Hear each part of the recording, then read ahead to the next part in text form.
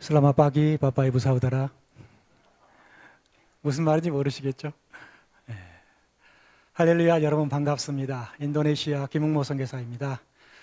저와 함께 파송받은 우리 문성숙 선교사, 그리고 윤정남, 임현정 선교사님, 그리고 또 찌따방사, 유치학교, 그리고 담비 초등학교, 중학교 모든 교직원과 학생들, 학부모, 또 인도네시아에 있는 모든 저와 관계된 현지 교회 목사님들과 성도님들을 대신해서 우리 선창교회 모든 성도님들에게 금년 한 해 하나님이 주시는 은혜와 평강이 함께 하시기를 축복합니다.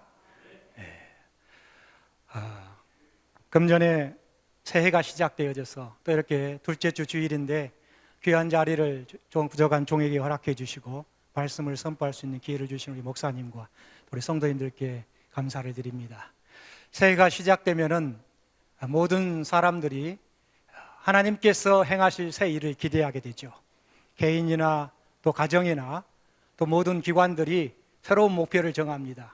우리 교회도 예수의 생명으로 새로워지는 교회라고 하는 주제로 출발했습니다. 내 자신이, 그리고 가정이, 그리고 우리 공동체가 새로워지는 한 해가 됐으면 좋겠습니다. 우리가 새로워지는 것은 오직 복음 외에는 다른 것이 없는 줄로 믿습니다. 복음이 우리 삶 속에서 우리를 새롭게 하실 줄로 믿습니다. 여러분, 우리가 성경을 이야기할 때 성경을 크게 나누면 구약과 신약으로 이렇게 나눕니다. 그러나 선교학적 측면에서 본다면 성경은 창세기 1장에서부터 11장, 그리고 12장부터 계시록까지 이렇게 두 부분으로 나눌 수 있어요. 왜 그러냐면은 창세기 11장과 12장에 굉장히 엄청난 사건이 하나 일어납니다. 그게 뭐냐면은 바벨탑 사건이에요. 하나님께서 천지를 창조하셨고 이제 노아 홍수로 인해서 하나님께 악을 행하는 인류를 멸하셨습니다. 그리고 노아의 가족을 통해서 새로운 인류를 하나님이 일으키셨죠. 그게 창세기 11장 전에 나오죠. 그래서 하나님께서 새로 출발한 인류가 어떻게 살아가는가를 보기 위해서 보셨어요. 그런데 이 새로운 인류가 저희들이 살 수 있는 평평한 땅을 찾아서 거기에 도시를 건축합니다. 그리고 거기에 큰 탑을 세웠어요. 하늘의 꼭대기에 닿도록. 이게 무슨 탑이에요? 바벨탑입니다. 그런데 그 사람들이 자기들끼리 주고받는 내용이 있어요. 우리가 이곳에 성을 건설하고 큰 도시를 건설하고 탑을 세워서 지면의 흩어짐을 면하자라고 이렇게 이야기합니다. 그리고 나서 우리의 이름을 내자라고 이야기를 합니다. 여러분, 이 모습을 바라본 하나님의 마음이 무너졌어요. 사람을 창조하시고 천지를 창조하신 하나님은 모든 땅의 모든 백성이, 사람들이 하나님의 이름에 합당한 영광을 돌리기를 원하셨어요. 그런데 하나님의 백성들이 그렇지 않는 것입니다. 그래서 하나님께서 오셔서 바벨 이 지역에 사는 사람들을 흩어버리셨어요. 그래서 우리가 바벨 그러는 것의 뜻은 뭐냐면은 하나님이 흩어져 버리시다라는 뜻입니다. 당시에 70족속이 지상에 살고 있었어요. 그 족속들이 각자의 언어와 문화를 따라서 이제 더 전 세계로 흩어졌습니다. 그리고 나서 하나님께서 하신 일이 있었는데 한 사람을 일으키십니다. 그 사람의 이름이 아브라함이에요. 창세기 12장에 새로운 역사가 시작이 돼요. 하나님이 새로운 일을 시작하십니다. 여러분, 우리가 새해를 맞이해서 하나님이 무엇을 하실까라는 기대감이 있으면 말씀으로 돌아가세요. 말씀 속에는 우리 속에서 하시려는 하나님의 역사가 기록되어져 있습니다. 성경은 하나님께서 과거에 행하신 일과 그리고 또 앞으로 행하실 일을 너무나 분명하게 기록해 주고 있습니다. 그래서 오늘 본문 말씀을 중심으로 해서 저는 너는 복이 될지라는 제목으로 말씀을 나누기를 원합니다. 첫 번째는 하나님이 하시려는 일을 우리가 알아야 합니다. 창세기 18장 17절에 보면은 여호와께서 이르시되 내가 하려는 것을 아브라함에게 숨기겠느냐라고 말씀하시죠. 여러분, 이 배경은 소돔과 고모라에 대한 하나님의 심판 이야기입니다. 하나님께서 소돔과 고모라의 죄악의 실상을 파악하고 멸하시기 전에 내가 하려는 일을 아브라함에게 숨기느냐라고 말씀하시죠.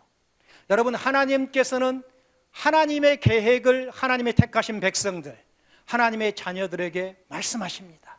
하나님의 종들을 통해서 말씀하고 계셔요.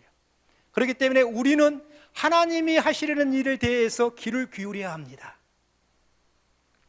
사실 이 본문은 제가 우리 선창교회에서 준비한 선교관에 머무는 첫날 하나님으로부터 받은 영감입니다.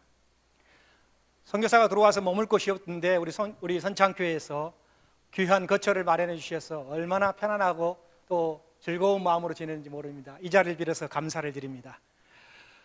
제가 선창교회 선교관에 도착 첫날 저녁밥을 일찍 먹고 이제 운동 삼아서 우리 교회 주변과 이 영문동 일대를 돌아봤어요. 저녁이니까 불빛이 찬란하고 많은 사람들이 왕래하고 있었습니다. 한 바퀴 돌고 다시 선교관으로 들어와서 이제 늦은 밤이 돼서 잠을 자려고 하는데 잠이 오지 않는 거예요. 어떻게 해서 이제 잠이 들었는데 새벽 2시에 잠이 깼습니다. 그런데 제 안에 뭔가 알 수 없는 뭔가 막 일어나는 거예요. 그래서 하나님의 말씀을 펴서 읽는데 오늘 본문 말씀인 거예요. 고민하기 시작했어요. 그리고 하나님 말씀을 다시 찾아보는데 베드로후서 2장 6절부터 8절 말씀을 보게 됐습니다. 베드로후서 2장 6절부터 8절 말씀을 보면은 소돔과 고모라 땅에 대한 하나님이 하시려는 일에 대해서 나와 있어요. 특별히 하나님께서는 후세에 하나님이 행하실 일들을 번호로 보여주셨다는 거예요. 모본으로, 모델로 보여주신 것이 소돔과 고모라라는 거예요. 그런데 마지막 절에 보면은 이는 이 의인이 그들 중에 거하여 날마다 저 불법한 행실을 보고 들음으로 그 의로운 심령이 상함이라 라고 기록하고 있어요. 여러분, 여기서 말하는 그 의로운 심령이라는 것이 무엇입니까? 하나님의 백성들에게는 하나님께서 허락하신 성령이 거하시는 거예요. 그렇기 때문에 성령이 거하는 사람들에게는 하나님이 지으신 세계에서 일어나는 일들을 보고 불법을 행하는 것들을 보면서 우리 안에 거하시는 성령이 탄식하신다라고 하는 거예요. 무슨 말씀인지 아시겠죠? 그렇기 때문에 제가 잠을 이루지 못했던 것은 내 안에 계신 성령께서 오늘 이 영문동 주변에서 일어나고 있는 일들을 보면서 탄식하셨기 때문이에요. 저는 그렇게 이해했습니다. 그리고 기도하기 시작했어요. 하나님께서 지금 이 땅 가운데 행하실 일이 무엇이죠? 하나님, 지금 이 땅에 세워진 수많은 교회들이 있는데 이 교회들은 지금 하나님이 하시려는 일에 관심이 있을까요? 하나님 어떻게 반응해야 될까요?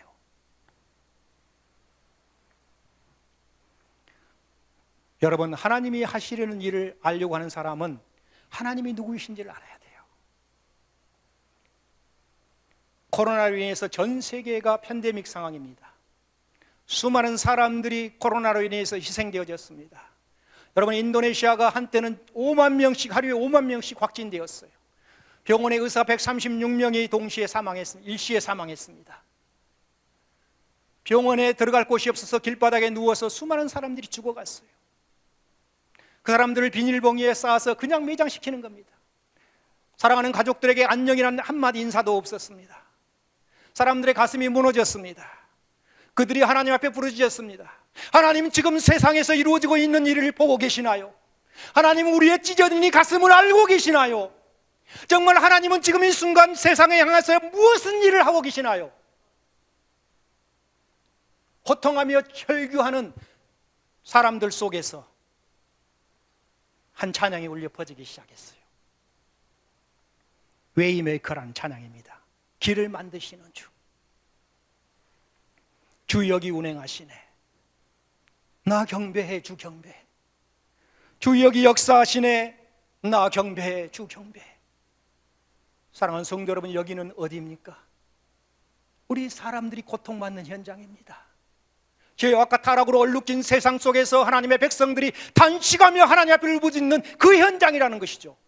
그런데 그곳에 하나님이 역사하고 계시다는 것입니다. 그분은 기적을 행하시는 분이십니다. 그분은 길을 만드시는 분입니다. 그분이 나의 하나님이십니다. 그분이 우리의 하나님이시다는 것입니다.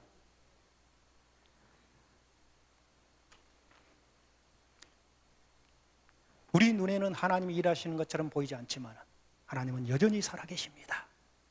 고통스러운 그 현장 속에서 약속을 지키시는 분이에요. 그 하나님이 우리의 마음을 만지십니다. 그 하나님이 우리의 치료하고 계셔요. 그 하나님이 우리의 삶을 변화시키고 계십니다. 그분은 나의 하나님이십니다. 그분은 저와 여러분의 하나님이십니다. 이해할 수 없고 느낄 수 없지만 하나님은 멈추지 않고 일을 하고 계십니다. 여러분, 다니엘서 3장과 6장에는 하나님이 하시려는 일을 분명하게 보여주는 내용이 나와요. 여러분, 다니엘서는요, 이스라엘이 포로가 되어서 바벨론에 끌려갔습니다. 여러분, 사드락과 메삭과 아벳느고를 아실 거예요. 그들은 왕이 세운 금신상에 절하지 않음으로 인해서 풀무불 가운데 떨어졌어요. 그러나 하나님께서 머리털 하나 상하지 않게 하시고 그들을 건져내 주셨습니다.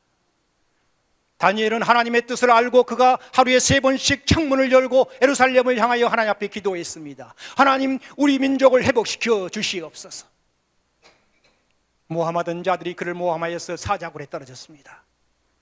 하나님께서 사자의 입을 막아버리시고 다니엘을 구원하셨어요. 여러분, 이 이야기의 끝은 여기서 아닙니다. 만약 우리가 여기서 끝나버리면 하나님이 하시는 일을 온전하게 이해하지 못한 거예요. 그런 일이 벌어지자 바벨론을 통치했던 왕이 뭐라고 고백하는 것입니까? 다니엘서 3장 28절부터 29절에 그는 이렇게 합니다. 사드락과 메삭과 아벳느고의 하나님을 찬송할지로다. 각 백성 각 나라와 언어를 말하는 자가 모두 사드락과 메삭과 아벳느고의 하나님께 경솔히 막아라거든 그 몸을 쪼개고 그 집을 걸음토로 삼을지니 이는 이같이 사람을 구원할 다른 신이 없음이니라. 다니엘서 6장 25절부터 27절에 이렇게 고백합니다. 나 다니엘의 하나님 앞에 떨며 두려워할지니 그는 살아계신 하나님이요 영원히 변하지 않으실 이시며 그의 나라는 멸망하지 아니할 것이요 그의 권세는 무궁할 것이며 그는 구원도 하시며 건져내시기도 하시며 하늘에서든지 땅에서든지 이적과 기사를 행하신 이로써 다니엘을 구원하여 사대 입에서 벗어나게 하셨습니다. 사랑하는 성도 여러분, 하나님이 하시려는 일이 바로 이겁니다. 우리를 통해서 하나님의 이름이 영광을 받으시는 거예요. 저와 여러분을 통해서 하나님이 영광을 받으시는 것입니다. 이게 하나님이 하시는 선교의 최정점이에요. 많은 사람들이 코로나 터지면서 예배의 자리를 잃어버렸습니다. 여러분이 예배는 우리의 정체성이에요. 우리가 왜 이 땅에 존재해야 되는가를 말해주는 정체성이라는 것이죠. 예배를 잃어버리는 백성은 하나님의 백성이 될 수 없습니다. 여러분, 이 자리가 얼마나 귀한 자리인지 아세요? 사드락과 메삭과 아벳느고는 그들의 목숨을 내려놨습니다. 이 자리를 사모하시는 저와 여러분 되시길 바랍니다. 계시록 7장 9절부터 12절에는 하나님 앞에 구원받은 각 나라와 백성의 수많은 족속들이 모여서 하나님 앞에 손을 들어 찬양합니다. 보좌 앞과 어린 양 앞에 서서 큰 소리를 외쳐 이르되 구원하심이 보좌에 앉으신 우리 하나님과 어린 양에게 있도다. 여러분이 한번 상상해 보세요. 온 세계의 수많은 하나님의 백성들이 모여서 각자의 언어와 문화의 모습을 가지고 하나님 앞에 예배하는 모습이에요. 이것이 하나님이 하시려는 일의 마지막 장면이라고 하는 것입니다. 사랑하는 성도 여러분, 우리 교회 주변에서 일어나는 모든 상황에서 의로운 심령의 상함, 곧 성령의 탄식하시는 소리에 귀를 기울이시길 바라겠습니다. 내 가정, 우리 교회 공동체만 가둬놓을 것이 아니라 눈을 들어서 지금 온 땅 가운데서 행하시려는 하나님의 일을 바라보자라고 하는 거예요. 두 번째는 너는 복이 될지라고 말씀하십니다.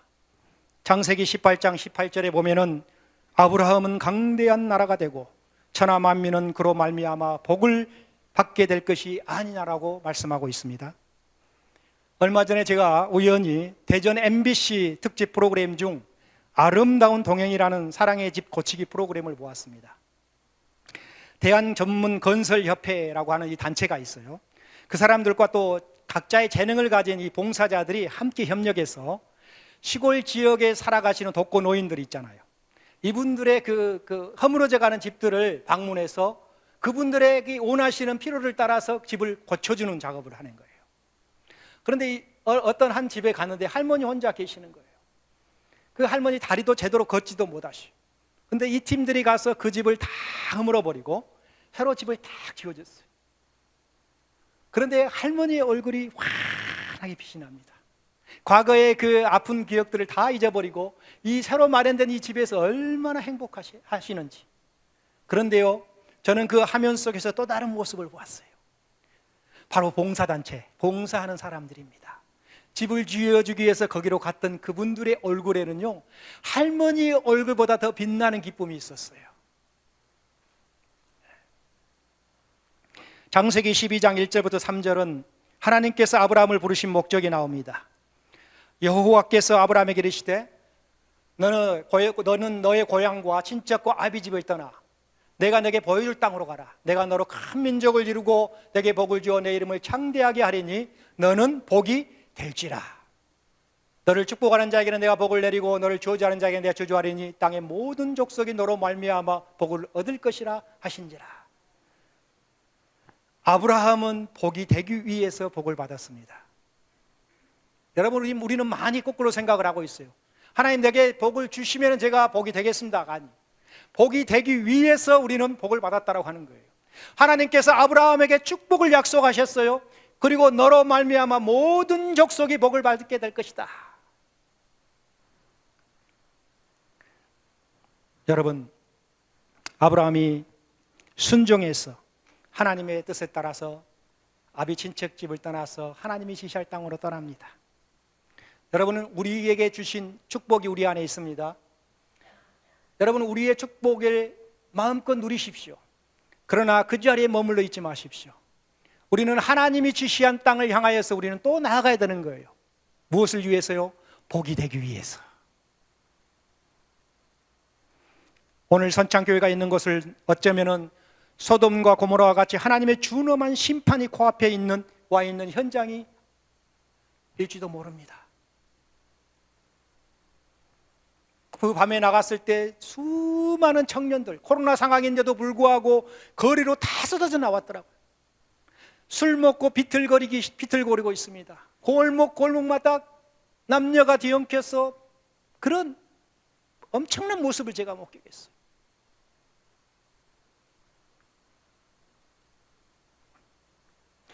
(20년) 전에 선창교회가, 제가 선창교회 사회 갈 때요, 그때 이 선창교회 주변에 점집, 무당집이 가득했어요. 여러분 기억하시죠? 여기 연세 많으신 우리 성도님들. 그런데 우리 교회에서 중보기도학교를 했잖아요. 3년 정도. 그리고 나서 시에서 여기에 있는 무당 점집들을 다 옮겨버렸어요. 깨끗해졌습니다. 선창교회 주변이.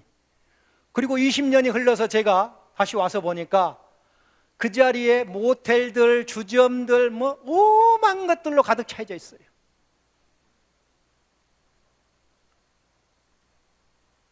선창교회의 책임인 줄 믿습니다.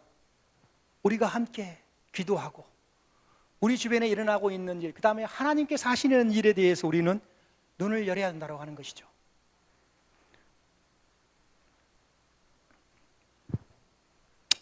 저희가 담비학교 학생들이 금년에 기도하고 있습니다.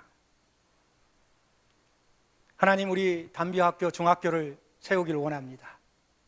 학생들이 와서 기도하기 시작해요. 하나님, 우리를 축복해 주세요.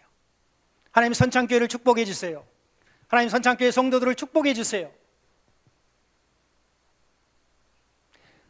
제가 가끔 선교 오지로 들어가서 선교를 합니다. 자카르타에서 비행기 타고 발리로 가서 발리에서 다시 비행기 타고 다른 지역에 도착하면 거기서 내려서 차를 타고 5-6시간을 달려야지 도착하는 곳이에요. 거기는 전기도 없고 물도 없어요. 그런데 거기에 촌장님이 한 걸음으로 다름질에 나와서 제 양쪽 볼에 3번 뽀뽀를 하더라고요. 키스를. 얼마나 뜨겁게 환영을 하는지. 그러면서 그분이 이런 고백을 했어요. 제가 이곳에서 70년 동안 살았는데 제가 매일 하나님 앞에 기도했습니다. 언젠가 하나님의 사람이 이곳에 와서 우리에게 하나님의 축복이 되게 해달라고 기도했다고 하는 거예요. 그런데 그들이 세운 교회에는 구멍이 다 뚫려 있었어요. 비가 오면 다 새는 곳이었습니다. 바람이 통하는 곳이었어요. 물이 없었습니다. 그곳에 교회를 세웠습니다. 그곳에 우물을 팠습니다. 127m를 뚫었어요. 평생 보지 못한 물이 솟아 올라오는 것입니다. 그들이 고백했어요. 당신들이 우리에게 복이 되었습니다.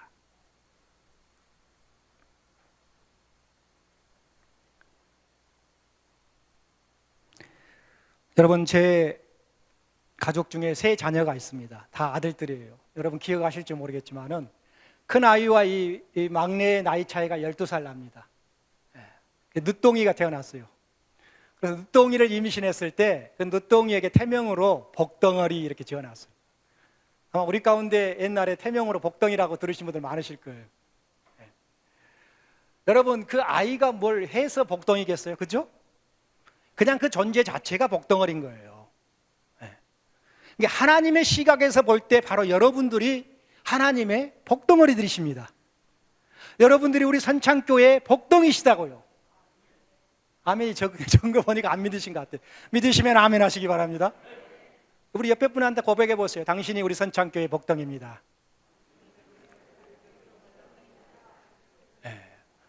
여러분 복덩이에요. 여러분이 가는 곳이 하나님의 축복이 흘러갈 거예요. 여러분의 가정들이 손을 들어서 기도하는 곳이 복을 받게 될 것입니다. 우리 교회가 손을 들어서 축복하는 곳이 복을 받게 될 거예요. 이것은 하나님께서 우리에게 약속하신 겁니다. 이사야 54장 2절부터 3절에 보면 이런 말씀이 있어요. 내 장막터를 넓히며 내 초소의 휘장을 아끼지 말고 널리 펴되 너의 줄을 길게 하며 너의 말뚝을 견고히 할지어다. 이는 너가 좌우로 퍼지며 내 자손은 열방을 얻으며 황폐한 성읍들은 사람 살 곳이 되게 할 것임이라. 이 말씀이 오늘 우리 선창교회에서 이루어지기를 원합니다. 여러분 장막터를 넓히세요. 기도의 줄을 멀리 펴시기 바랍니다. 여러분의 재능과 열정과 재정을 멀리 하나님의 축복이 되기 위해서 흘러보내시기를 바랍니다. 세 번째는 하나님께서 하시려는 일은 순종을 통해서 성취하십니다.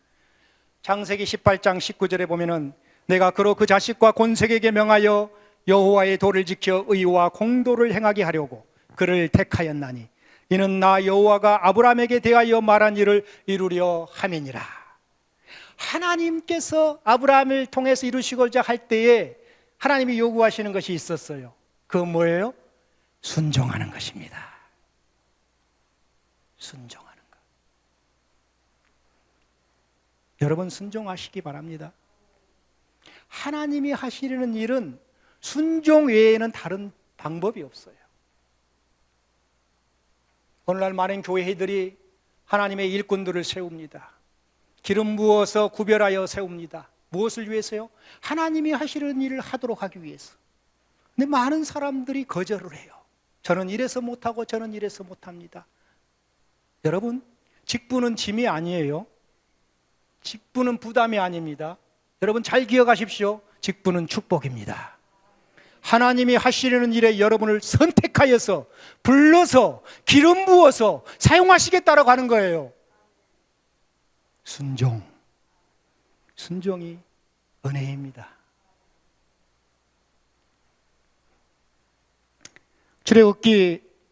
출애굽기에서 출애굽한 이스라엘과 하나님 사이의 약속이 이렇게 선포됩니다.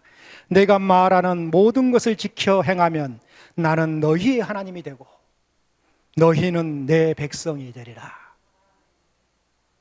우리가 순종하면 하나님이 우리의 하나님이 되시겠다라고 하는 거예요. 그리고 우리는 하나님의 백성이 된다라고 하는 것입니다. 언약입니다. 예수님은 마태복음 28장 19절에서 20절에 이렇게 말씀합니다.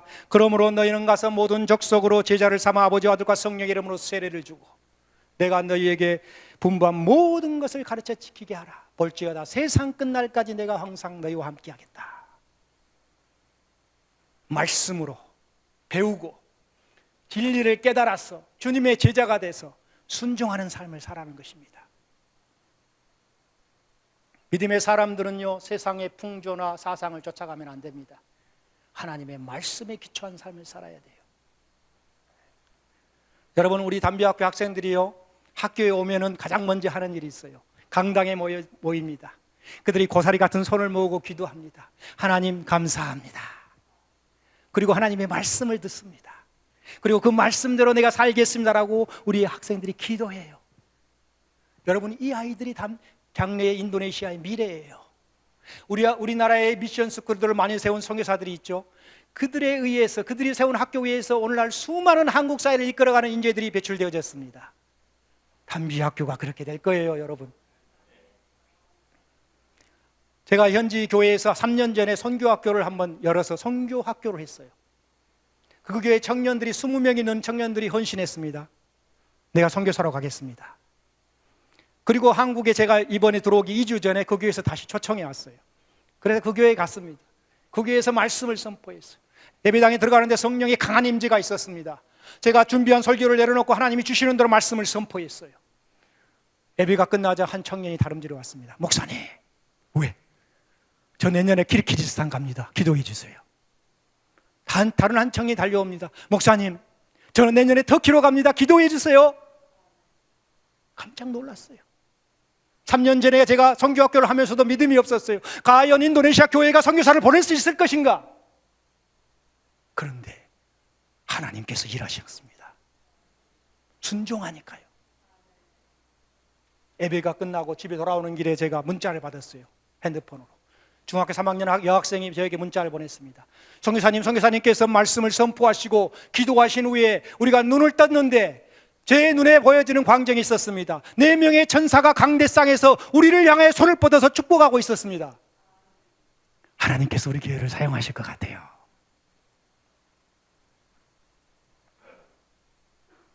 순종을 통해서 하나님이 일하십니다. 이브라임 자이푸딘이라고 하는 무슬림이 있었어요.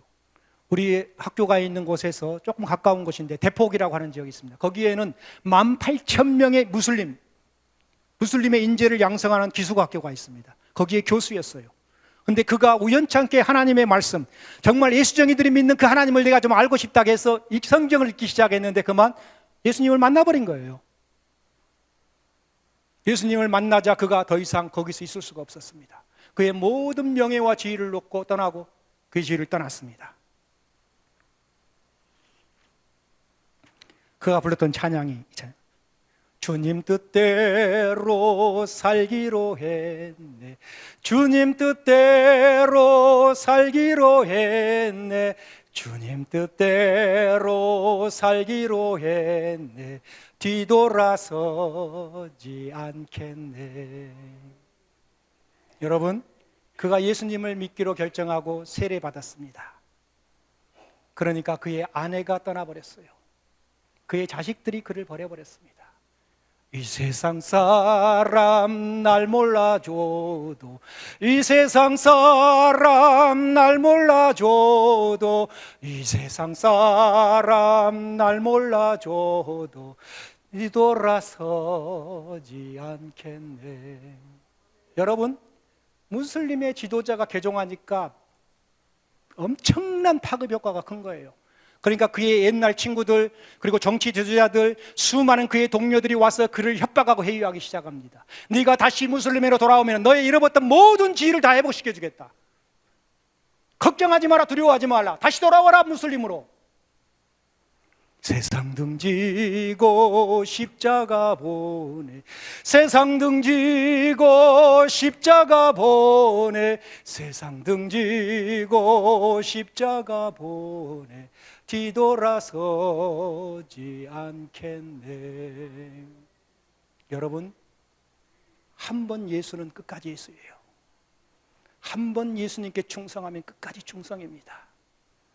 환난과 고난이 우리를 위협하고 우리로 하여금 순종하지 못하게 할지라도 생명을 내놓고 십자가 붙들고 나가는 삶, 제자의 삶입니다. 영상을 보고 기도하고 제가 좀 마치겠습니다.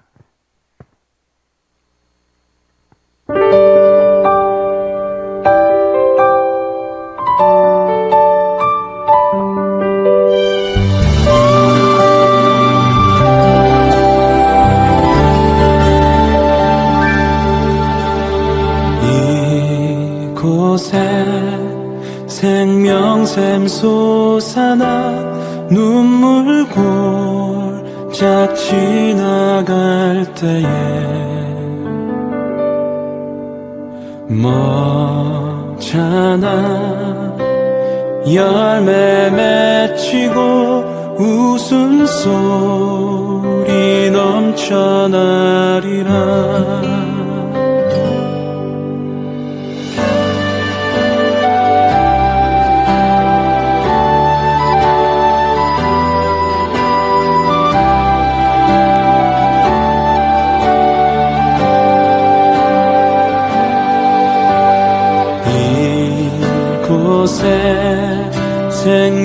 명샘 솟아나 눈물 골짝 지나갈 때에 머잖아 열매 맺히고 웃음소리 넘쳐나리라.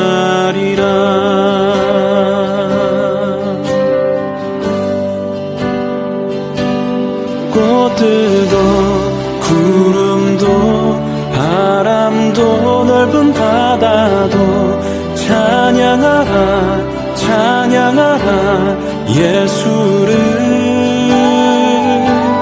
하늘을 울리며 노래해 나의 영혼아.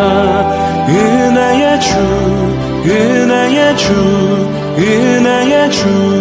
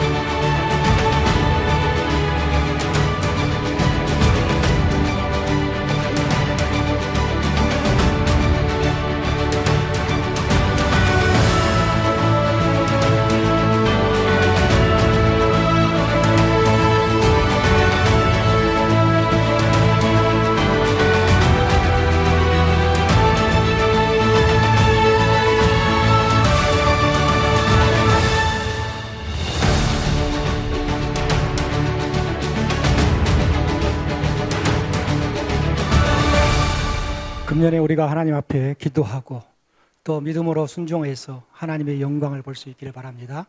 기도하시겠습니다. 은혜로우신 하나님 감사합니다. 그렇습니다. 하나님, 우리가 새해를 시작하면서 금년 안에 하나님이 행하실 일을 알기를 원합니다. 주여, 우리의 눈을 열어서 하나님의 비밀한 것을 보게 하시고 우리의 귀를 열어서 하나님의 음성을 듣게 하여 주시옵소서. 너는 복이 될지라고 말씀하신 하나님의 말씀에 순복해서 하나님 복으로 살아가기를 원합니다. 하나님, 순종하는 자들 통해서 역사하신 하나님, 우리 선창교회 모든 성도들의 삶 속에서 하나님께서 순종의 복을 허락하여 주시사 하나님의 영광을 보게 하여 주시옵소서. 예수님의 이름으로 기도드리옵나이다. 아멘.